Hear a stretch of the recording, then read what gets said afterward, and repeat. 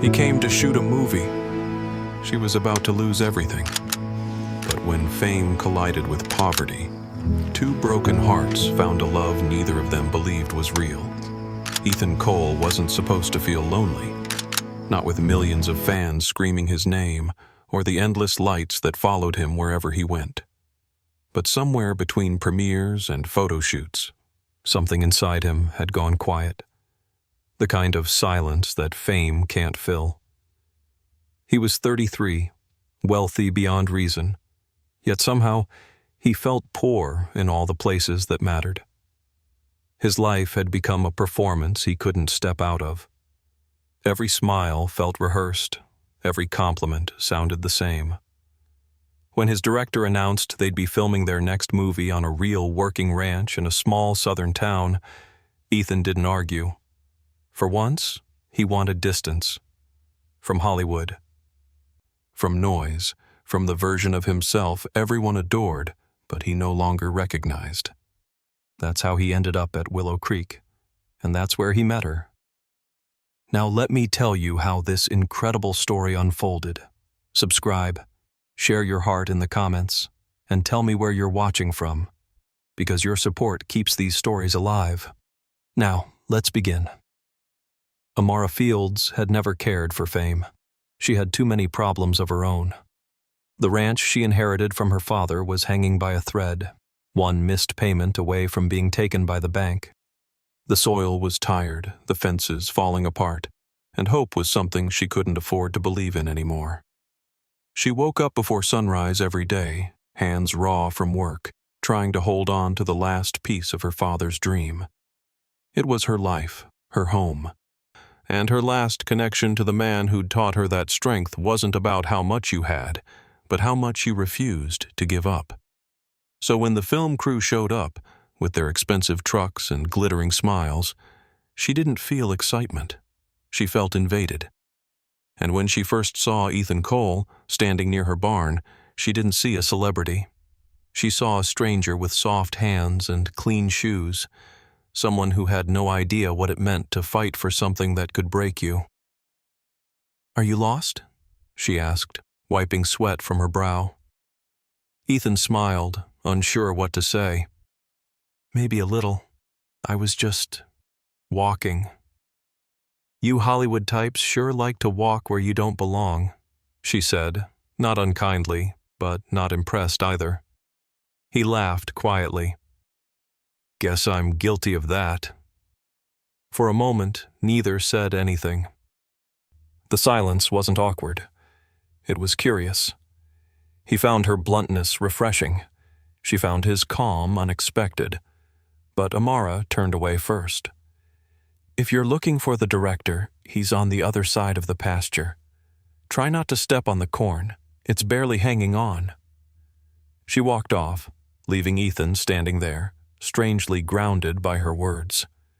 He hadn't met someone who didn't want something from him in years.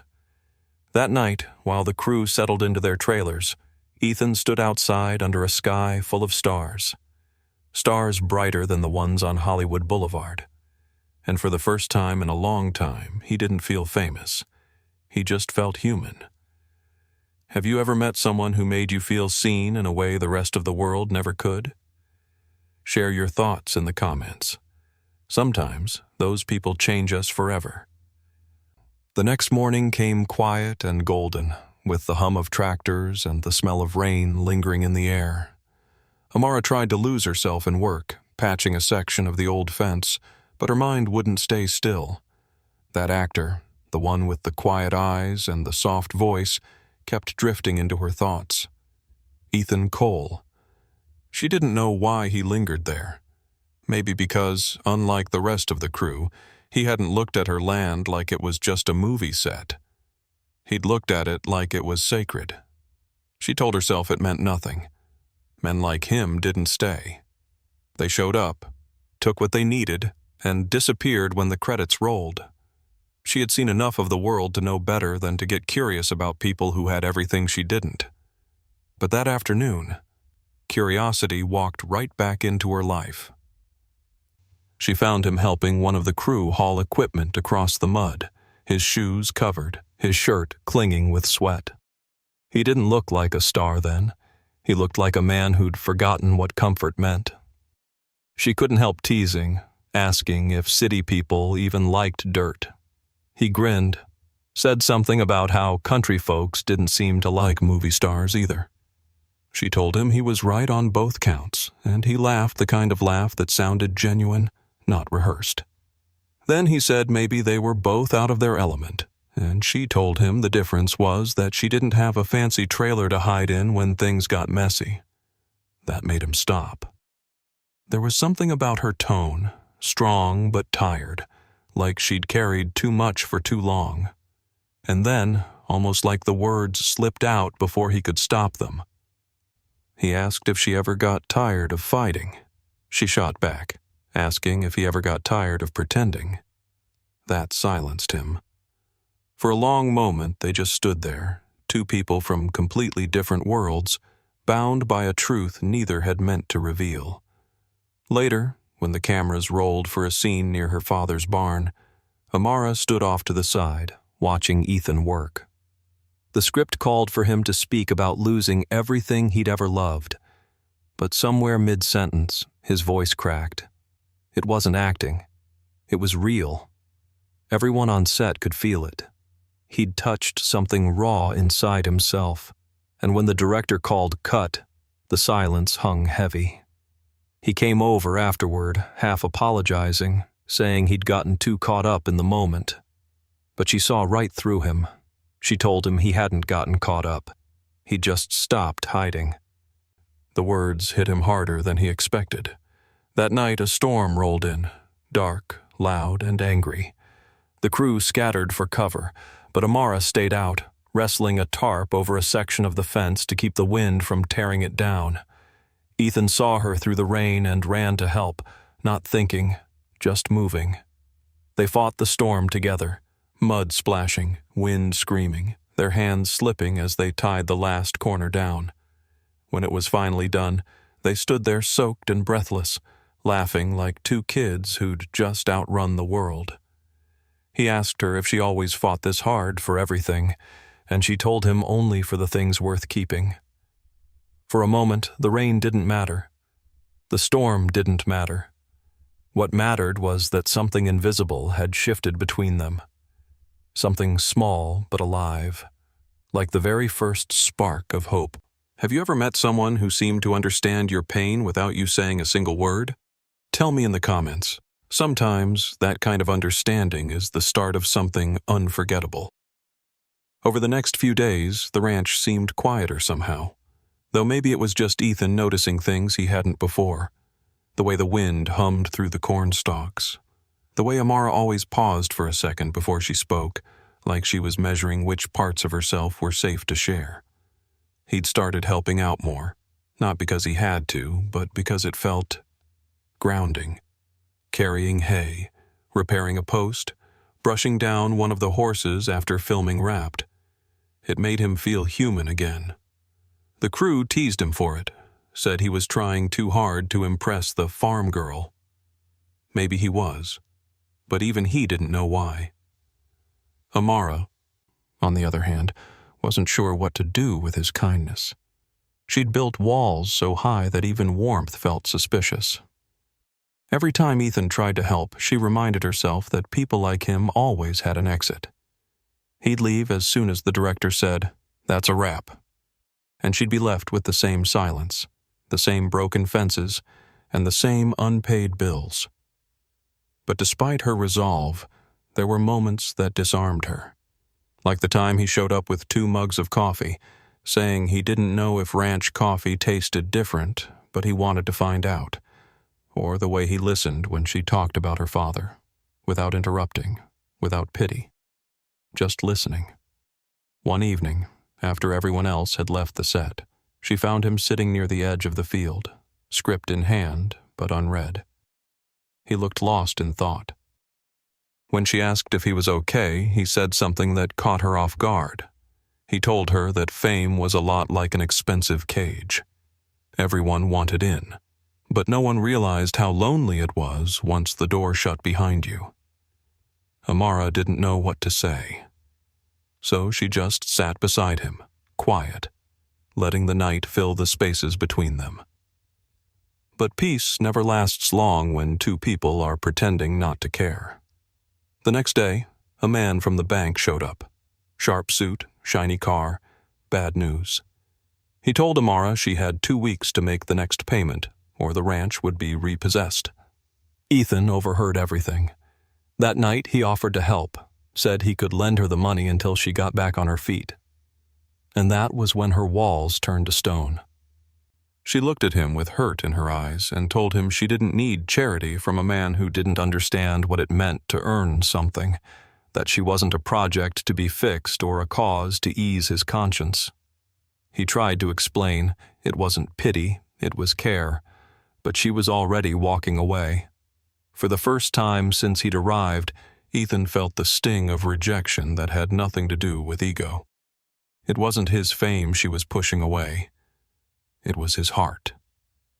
That night, the ranch lights went out early. The crew slept. The world seemed to shrink to the sound of rain against tin roofs and the distance between two people who didn't know how to meet halfway. Ethan sat alone in his trailer, staring at the script he could no longer connect with. Amara sat in her father's old chair, staring at the notice in her hand. Both of them thinking about the other, both too proud, or too afraid, to say a single word. And somewhere deep inside, they both knew this wasn't over. Something had already taken root, and no storm or pride could stop it from growing. Have you ever cared for someone so much that your pride got in the way of saying what you truly felt? Let me know in the comments. Sometimes silence speaks louder than love itself. The morning after their argument, the air around the ranch felt heavier. The film crew went about their work, but something had shifted. Ethan kept to himself, and Amara avoided looking his way. Their silence carried more weight than words ever could. But life, in its strange way, doesn't care about emotional distance. It has a way of forcing hearts back into the same space when there's something they need to face. That chance came 2 days later. The storm from earlier in the week had left part of the barn roof hanging loose, and the director decided the repairs couldn't wait. Most of the crew were city people. They didn't know how to fix a roof, and the local handyman was out sick. The only two people who did know how? Ethan and Amara. Neither volunteered, but somehow both ended up there anyway. It started awkwardly. She climbed the ladder first, refusing to look down, and he followed quietly. They worked side by side in silence for a while, her hammering nails, him holding the board steady. Every sound seemed louder in that silence. The scrape of metal, the wind against the old wood, the faint rhythm of 2 heartbeats too close to ignore. At one point, the hammer slipped from her hand, landing near the edge. Ethan reached for it, and so did she. Their fingers brushed. It was nothing, and yet everything. That 1 second of touch carried all the words they hadn't said since the night they fought. He looked at her then, really looked. She wasn't angry anymore, just tired. Tired of being proud. Tired of pretending she didn't care. And he looked softer than she'd ever seen him. No arrogance, no pity. Just quiet understanding. After a while, she sighed, the sound barely louder than the wind.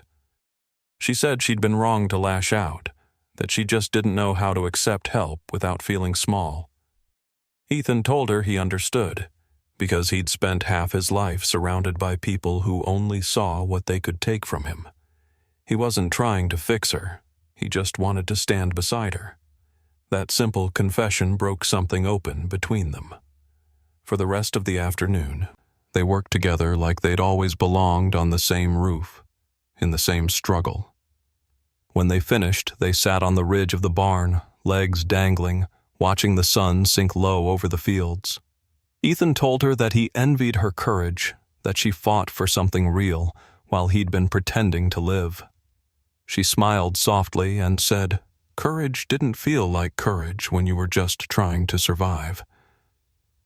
They fell quiet again, the kind of silence that doesn't need filling. Below them, the ranch stretched wide and worn, but beautiful in the fading light. And somewhere in that stillness, something fragile and true began to take shape. Not romance yet, not the grand kind, just connection. The kind that makes breathing feel easier when the other person is near.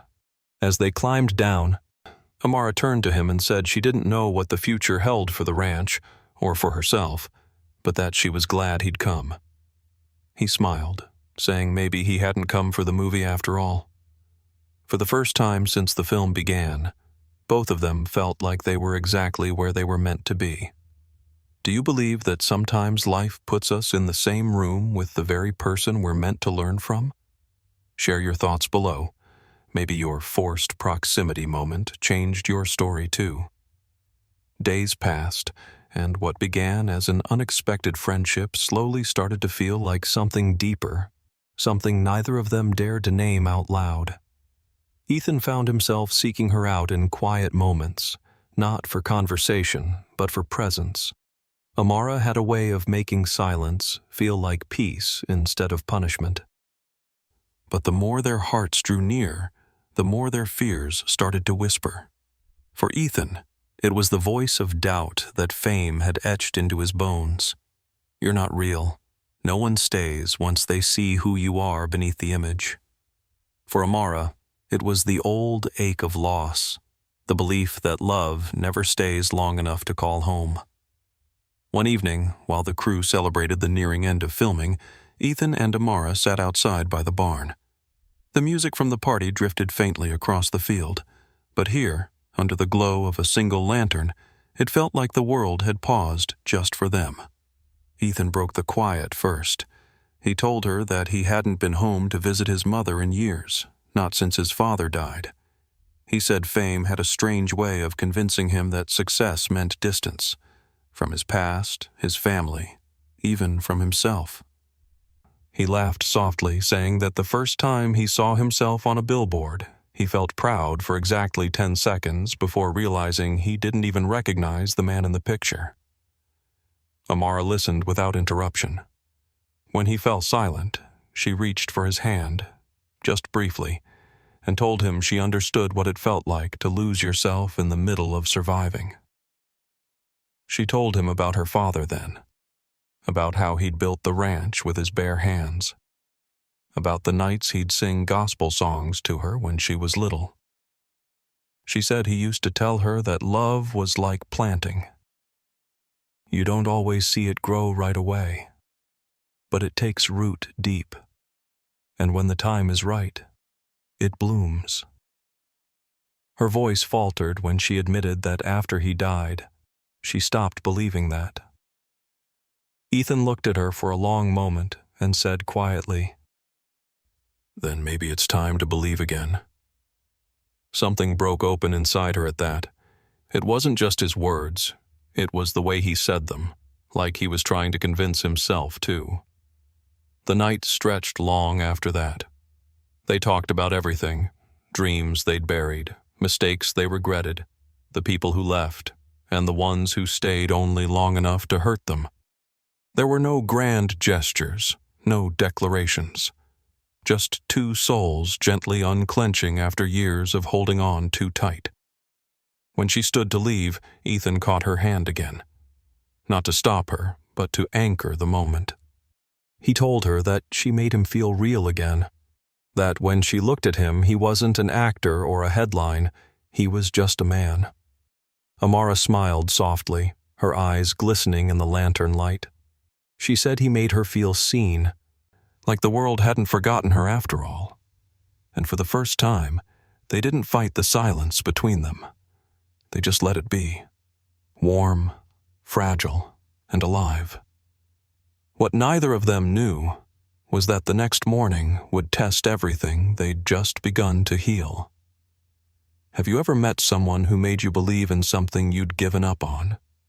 Maybe love, maybe yourself? Share your story below, because sometimes faith is reborn through the hearts of strangers. The morning came heavy with quiet. The crew was packing up, trailers were being hitched, and the set that had once buzzed with noise now felt like a ghost of something that had mattered more than anyone expected. For Amara, the day felt like a countdown. 2 weeks had passed since the bank's warning, and there was no miracle in sight. She'd tried everything: phone calls, small-town loans, even selling off a piece of her late father's equipment. Nothing was enough. The ranch was slipping away, and she felt powerless to stop it. Ethan knew something was wrong, even though she hadn't said a word.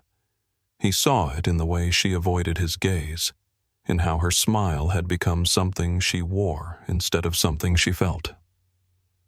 That afternoon, he found her sitting on the porch steps, hands folded, eyes distant. He sat beside her in silence for a while before speaking. He told her the movie was wrapped. His flight back to Los Angeles left in 2 days. She nodded, but didn't look at him. He said he didn't want to go. She said he had to, that his life was out there, and hers was here. He turned to her and asked if that was really what she believed, or if it was just easier than admitting she didn't want him to leave. That cracked something open.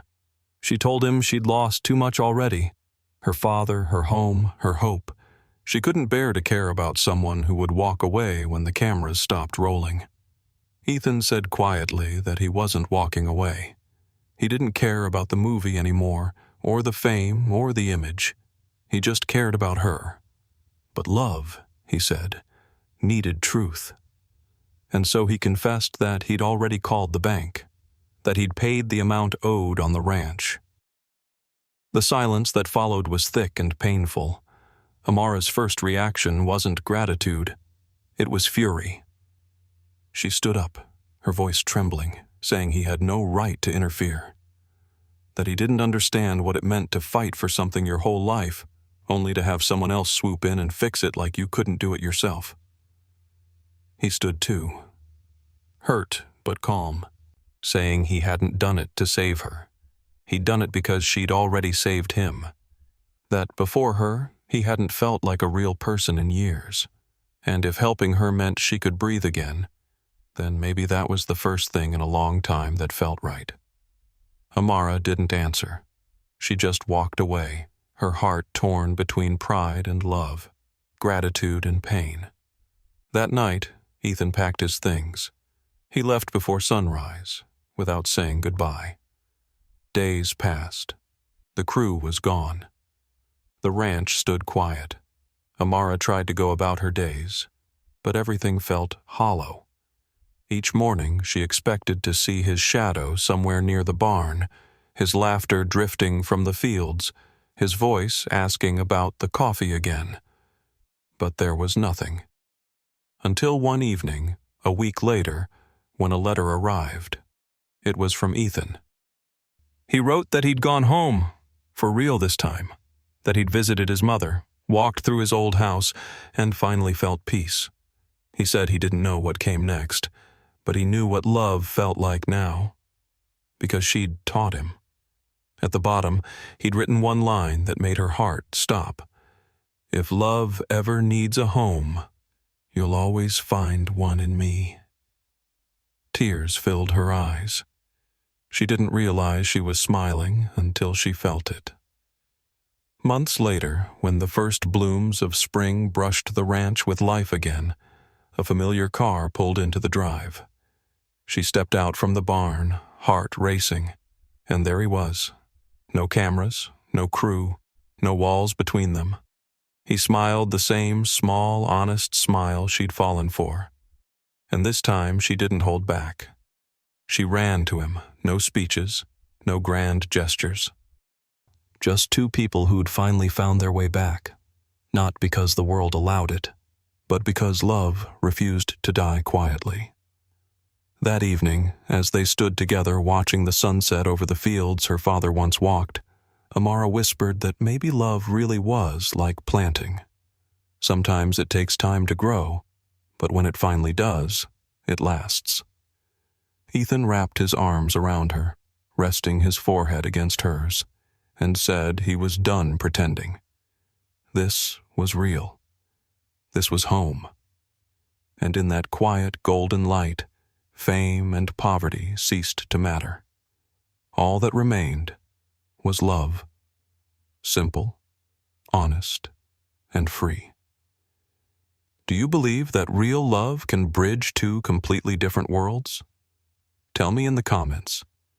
Maybe your own story started when you least expected it. Thank you for staying until the end of this story. If even a single moment, a look, or a word touched your heart, don't just scroll away. Tell me in the comments where you're watching from and what part made you feel the most. Your words, your support, they're what keep this family of stories alive. Subscribe so you don't miss what's coming next. The next story is even deeper, more powerful, and trust me, you won't want to miss it. Click the video on your screen. Your next story begins there.